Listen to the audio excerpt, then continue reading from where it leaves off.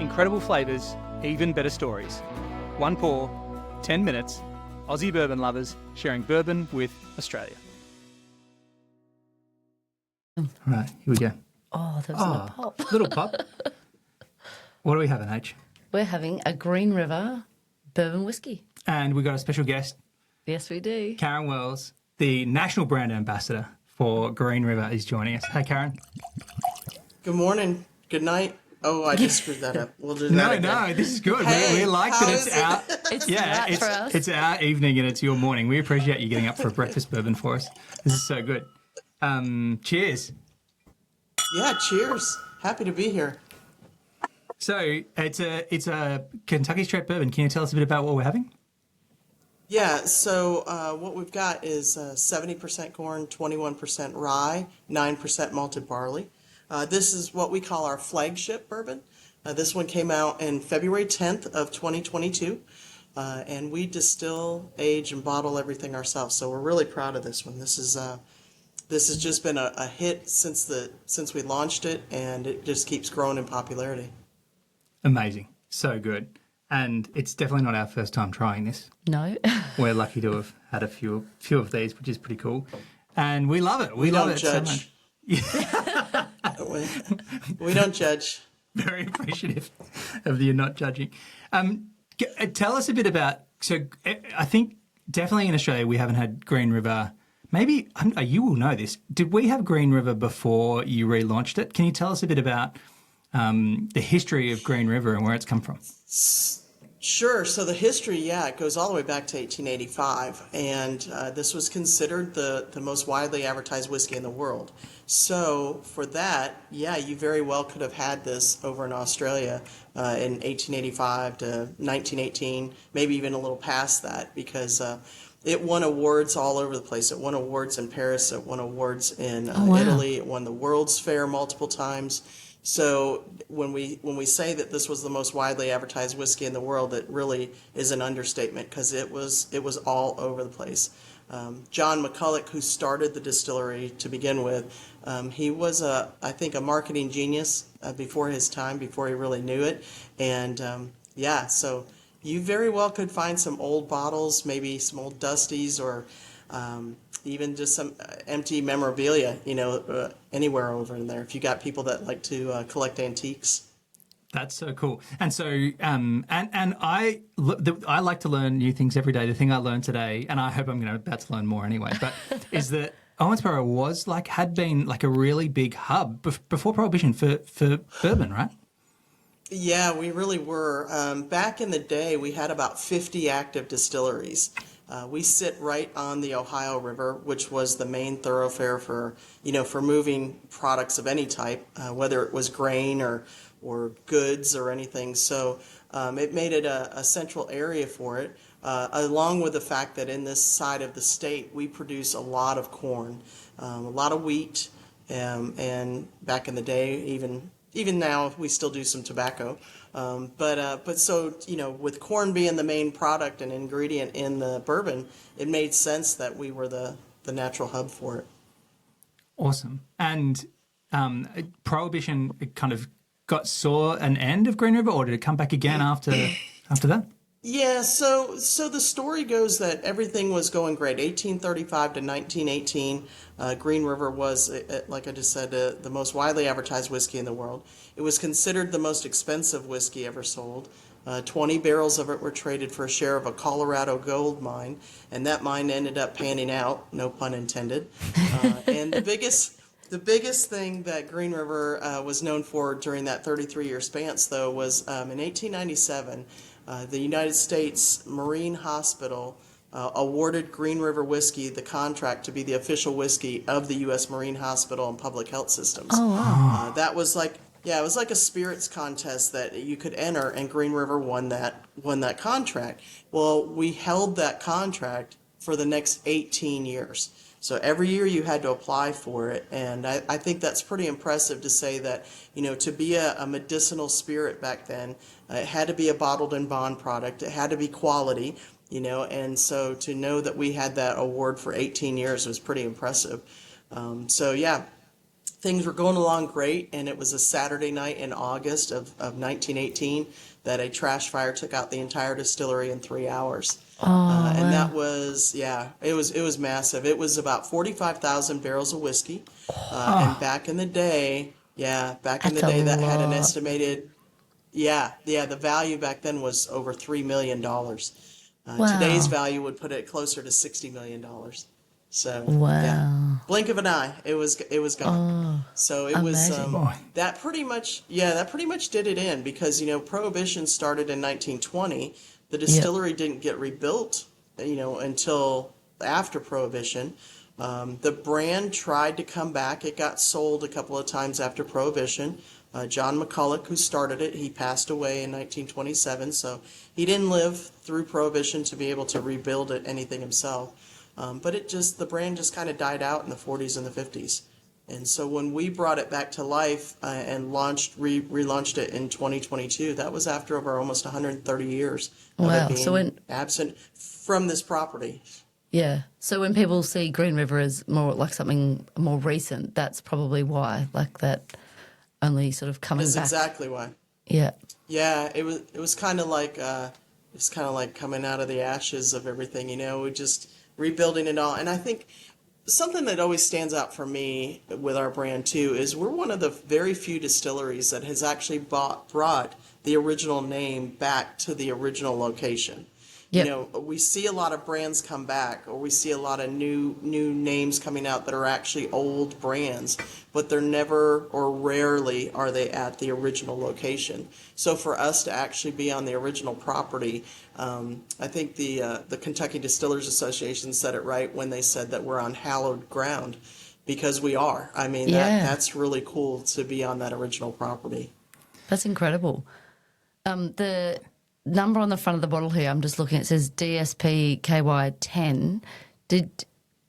Does that like go right back from when you first started, or does that more recent? Yes. So, no, the significance of that is huge. So in the United States, when you're a distiller, you get a DSP number, which stands for Distilled Spirits Plant. Yeah. And whether you're in, we're in Kentucky, so we're all DSP-KY and then a number. If we were in Texas, we'd be DSP-TX and a number. But in Kentucky, our numbers were actually handed out in order, and they stay with the property or they stay with the original owner. And our number stayed with our property. So we actually have the 10th oldest licensed distillery number in the state of Kentucky. Wow. And that's huge because, for a brand that people are just now starting to hear about again, the significance of it for me is the fact that, we're 10, Maker's Mark is 44, Buffalo Trace is 113, Jim Beam's 230. So you can see how old our brand is just by that number. How much is what we're drinking today similar to what it would have been when that first, DSP 10 would have been released? How similar or how different would it be? Gosh, Dave, that's a great question. Unfortunately, I don't know what the exact recipe was. We don't have the original recipe to what Green River was. We do have bottles of old Green River. I think the oldest bottle we have here on property is a 1912 bottle. And we could tap into that, and we could pull a sample and let our chemists do their thing and probably recreate it pretty much to the exact thing. But we run the risk then of you've just compromised a 1912 bottle of Green River whiskey. So, it's like, okay, good arguments on either side, but which way do you go?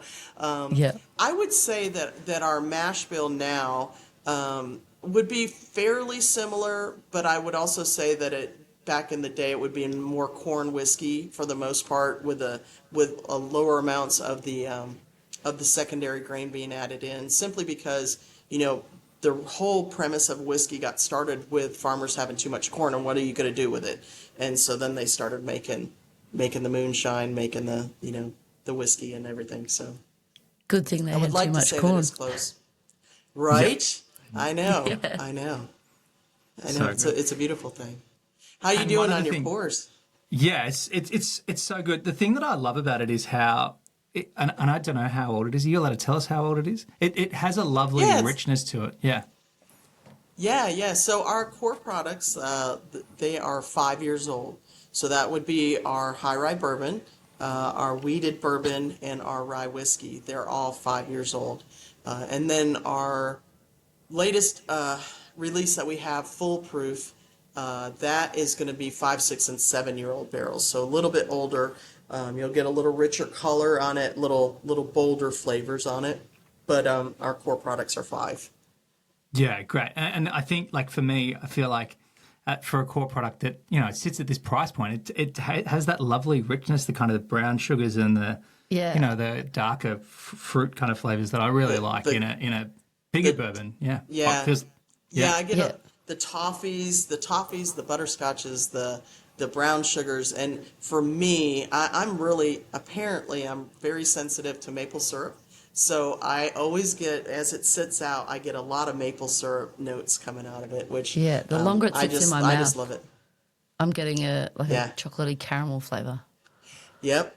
Yeah. Yep. I pair fudge with it a lot of times. Oh, I'll yum. pair maple syrup. I'll pair butterscotch chips with it. Those are really good. I even like to use allspice. I think allspice really sums up, a lot of times when we're making or using rye, we tend to get more peppers out of the grain itself. But I really feel like the way that we've blended this with the corn and the yeast strain that we use, that we end up getting a lot more baking spices out of it, and that just leaves a really nice warm flavor in your mouth without it being overbearing on anything.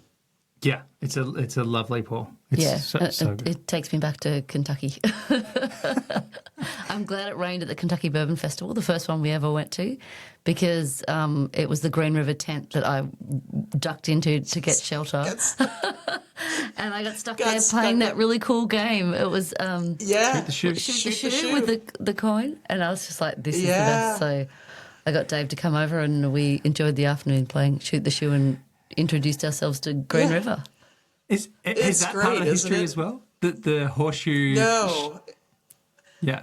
Maybe we game, should explain no. it. Can we explain it what it is? Because we know what it is, but maybe the listeners want to know. At the bottom of the Green River bottles, you've got to get one of these, by the way. Yeah. They're readily available now in Australia, so you'll be able to grab them. But down the bottom of the bottle there is a horseshoe shape that you can then shoot a coin at and try to get it in. And it's harder than you'd expect, particularly after you've been enjoying the product. Right. Right. That's exactly it. Yeah. But your so shot no, was much it better was. than mine. It was really a happy accident. When we brought this iconic brand back, we wanted to do it in a manner that really honored the history of it. So the design of the bottle was intentional because the original one of the original logos was a horseshoe. So it was important to have that as a symbol of the brand itself. So the bottle design was pretty intricate in that, and there's a lot of other little things with the bottle too that sometimes people don't know, but all the bottles, when you feel them all around the edges here, they're all kind of bumpy. It's like to emulate the rivets that were on the original logo. And then we added the tack stamp just as a sign. It's a faux tack stamp, but that's a picture of the Green River up on there. And then embossing Owensboro, established 1885. And then on the very back side, we've got the DSPKY10 is embossed as well. And all of that was to basically a nod to the past, because that's how they used to do bottles. What we did not know that we did by creating that horseshoe, you got that little rise in the base, and that allowed a coin to slide right up underneath it. So we didn't know about it until after we launched. And then when we did, we got caught between a rock and a hard place, because while it was so cool, we also didn't want people to go, oh, they just did that as a gimmick. And we wanted people to realize, no, this is a really good bourbon at a really reasonable price and an iconic brand from the past. So we kind of laid low on it the first year, and then as the popularity grew, we're like, you know what, we're going to have fun, and then what do we call it? We had to, what's the name, and I not trying to brag, but I did come up with Shoot the Shoe, so I should get some royalties off of that. I know. I don't know. I don't think it's going to happen, but who knows? Maybe one day. It's so good. It's just one of the good things about drinking Green River. Thanks so much for coming on, and we're so excited that we can easily get it over here. There's loads of good bourbons we can get in Kentucky, but it's great to be able to get Green River over here now. So thanks so much for coming on, Karen. Great to chat with you, and thanks for sharing some of the history with us. Thanks so much. Absolutely. Take Cheers. care. Cheers. Thanks for listening. Make sure you're connected with us on TikTok, Instagram and YouTube, and stay connected with us by clicking subscribe on your favourite podcast app.